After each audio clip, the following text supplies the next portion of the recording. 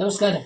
ആരവല്ലിയും പരിസ്ഥിതിയും ഇന്ന് ഏറ്റവും കൂടുതൽ ചർച്ച ചെയ്യപ്പെടുന്ന വിഷയമാണല്ലോ ആരവല്ലി മലനിരകളും അതിന് അവിടെ ഉയർന്നു വരുന്ന പ്രക്ഷോഭ പരിപാടികൾ. ഏതാണ്ട് 1.5 ലക്ഷത്തോളം കിലോമീറ്റർ വിസ്തൃതിയിൽ കിടക്കുന്ന 4 സ്റ്റേറ്റുകളിലൂടെ കടന്നു പോകുന്ന, അതായത് ഡൽഹി, രാജസ്ഥാൻ, ഹരിയാന, രാജസ്ഥാൻ, ഗുജറാത്ത് സംസ്ഥാനങ്ങളിലൂടെ കടന്നു പോകുന്ന ഒരു പരിസ്ഥിതി പ്രദേശമാണ് ഇത്. അപ്പോൾ നമുക്ക് അറിയാം, എങ്ങനെയാണോ ആമസോൺ കാടുകൾ ലോകത്തിൻ്റെ ശ്വാസകോശം എന്നതുപോലെ ഉത്തരേന്ത്യയുടെ ശ്വാസകോശമാണ് ഈ ആരവല്ലി മലനിരകൾ എന്ന് പറയുന്നത്.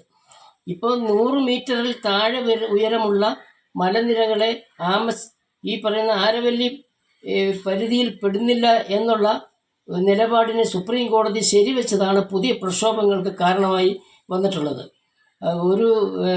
പുതുതായിട്ടിപ്പം കഴിഞ്ഞ നവംബറിൽ തന്നെ തുടക്കം കുറിച്ച ആരവല്ലി ഗ്രീൻ വാൾ പ്രോജക്റ്റ് എന്ന് പറയുന്നത് ഏതാണ്ട് 1400 കിലോമീറ്റർ ദൂരത്തിൽ മരങ്ങൾ കൊണ്ട് നിർമ്മിക്കപ്പെട്ട ഒരു ഇടനാഴി പോലെ നിർമ്മിക്കുന്നതാണിത്.